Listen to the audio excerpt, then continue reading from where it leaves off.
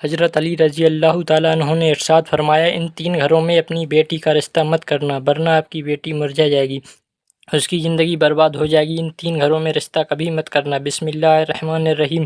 محترم ناظرین، ایک روز حضرت علی رضی اللہ تعالیٰ عنہ اپنی بارگاہ اقدس میں موجود تھے۔ ایک مالدار شخص آیا اور بہت پریشان تھا۔ اس کے چہرے پر پریشانی کے آثار نمودار نظر آ رہے تھے۔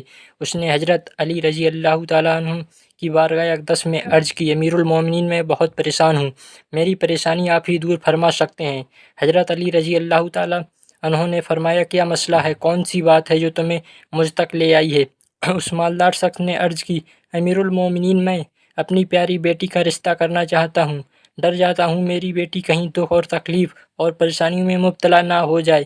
میری بیوی اور میں نے صلاح کر کے آپ کی خدمت اقدس میں حاضر ہوا ہوں۔ مجھے کوئی ایسا گھرانہ بتائیے جس سے میری بیٹی کا گھر آباد رہے اور ہمیشہ ہمیشہ کے لیے خوش رہے، اور ہم اپنی پیاری بیٹی کا گھر ہنستا بستا دے کر ہمیشہ خوش رہیں۔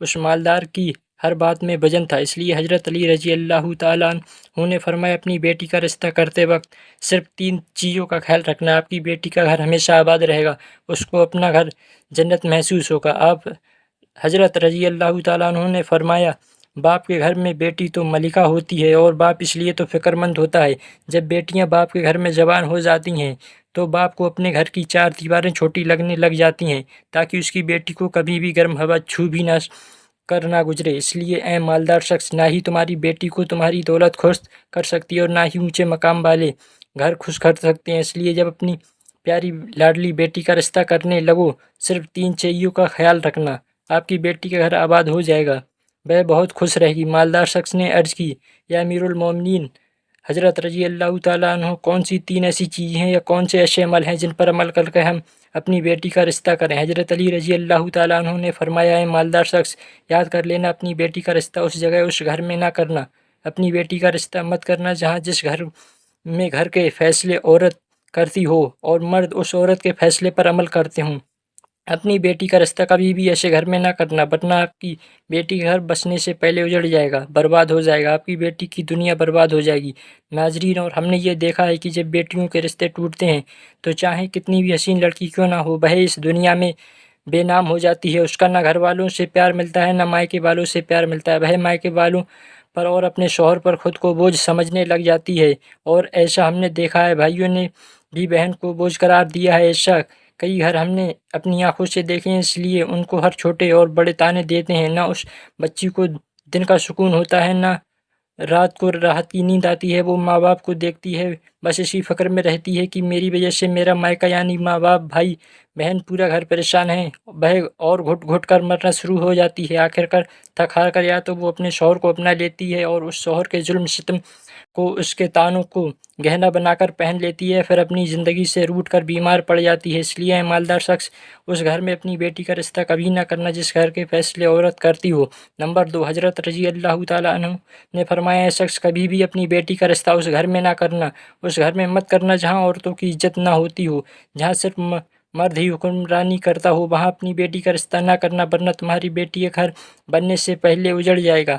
ناظرین، ہم نے اپنے آس پاس یا کہیں نہ کہیں ضرور دیکھا اور سنا ہے، ایسے گھر بھی ہیں جو عورت کو اپنی جوتی کی نوک پر رکھتے ہیں، حالانکہ اللہ تعالیٰ کے پیارے نبی، ہمارے پیارے نبی حضرت محمد صلی اللہ علیہ وسلم نے فرمایا، جیسا تم کھاؤ اپنی بیوی کو ویسا ہی کھلاؤ، جیسا تم پہنو ویسا ہی اپنی بیوی کو پہناؤ۔ لیکن ایسے گھر بھی ہیں جو صرف خود کو اول سمجھتے ہیں اور اپنی بیوی کو خاطر خواہ میں بھی نہیں لاتے۔ ایسے شخص بھی ہیں جو اپنی بیوی پر ظلم و ستم کر کے خوش ہوتے ہیں اور کہتے ہیں، ہم نے اپنی برادری میں اپنا نام اونچا کر لیا ہے، حالانکہ وہ اپنا نقصان کر رہے ہیں، کیونکہ میرے حضور اقدس صلی اللہ علیہ وسلم کی سنت پر وہ عمل پیرا نہیں ہوئے، وہ اپنے لیے عذابوں کا گڑھا کھود رہے ہیں۔ اس لیے شخص اپنی بیٹی کا رشتہ اس جگہ مت کرنا جہاں عورتوں کی عزت نہ ہوتی ہو۔ حضرت علی رضی اللہ تعالیٰ عنہ نے فرمایا، اپنی بیٹی کا رشتہ اس جگہ کرنا جہاں اس کا خاوند اپنی بیوی کے ساتھ نرمی اور حسن سلوک کے ساتھ پیش آئے، جو اپنی بیوی کے حق ادا کرنے میں کسی قسم کی غفلت اور کوتاہی نہ کرے، جو اپنی بیوی کا ایسا ہو کر رہے کہ کسی اجنبی عورت پر نگاہ نہ ڈالے، جو اپنی بیوی کو اپنے عیش و عشرت میں برابر شریک سمجھے، جو اپنی بیوی پر بھی ظلم و ستم اور کسی قسم کی بے جا زیادتی نہ کرے، جو اپنی بیوی کی خوبیوں پر نظر رکھے اور معمولی غلطیوں کو نظر انداز کرے، جو اپنی بیوی کی مصیبتوں اور بیماریوں اور رنج و غم میں دلجوئی تیمارداری اور وفاداری کا ثبوت دے، جو اپنی بیوی کو پردے میں رکھ کر عزت اور آبرو کی حفاظت کرے، جو اپنی بیوی کو ذلت اور رسوائی سے بچائے رکھے، جو اپنی بیوی کو دیانتداری اور دینداری کی تاکید کرتا رہے اور شریعت کی راہ پر چلے، جو اپنی بیوی کے اخراجات میں بخیلی اور کنجوسی نہ کرے، جو اپنی بیوی پر اس طرح کنٹرول رکھے کہ وہ کسی برائی کی طرف رخ بھی نہ کر سکے۔ حضرت علی رضی اللہ تعالیٰ عنہ نے فرمایا، مالدار شخص تیسرا عمل اپنی بیٹی کا رشتہ اس جگہ پر بھی مت کرنا جہاں ان کے کنبے یعنی ان کے خاندان میں طلاق بہت زیادہ ہو۔ وہ گھرانہ جتنے بھی امیر ہوگا، چاہے ان کے پاس 1000 اونٹ کی قطار بھی کیوں نہ ہو، اپنی بیٹی کا رشتہ اس خاندان میں، اس گھرانے میں کبھی نہ کرنا جہاں عورتوں کو طلاق دینے کا رواج بہت زیادہ ہو، حالانکہ ایسے لوگ اللہ تعالیٰ کی پکڑ میں آتے ہیں۔ میرے اللہ تعالیٰ کا ارشاد مبارک ہے، طلاق دینا بدترین عمل ہے کیونکہ یہ عمل شیطان کو بہت پسند ہے۔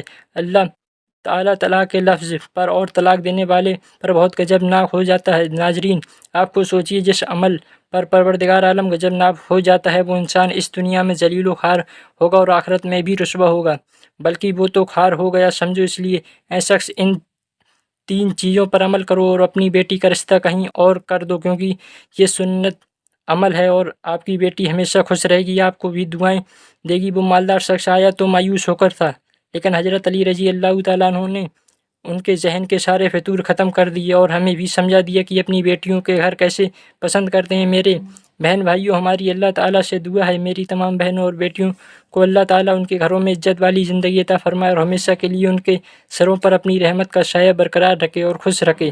اللہ پاک سے دعا ہے کہ اللہ پاک ہمیں ان تمام باتوں کو سننے، سمجھنے اور ان پر عمل کرنے کی توفیق عطا فرمائے، آمین۔ ناظرین، ویڈیو پسند آنے پر ویڈیو کو لائک کر دیں اور دوستوں کے ساتھ شیئر کرنا نہ بھولیں۔ ہمارے چینل کو بھی سبسکرائب کرتے ہیں۔ ملتے ہیں ایک نئی ویڈیو کے ساتھ۔ خدا حافظ۔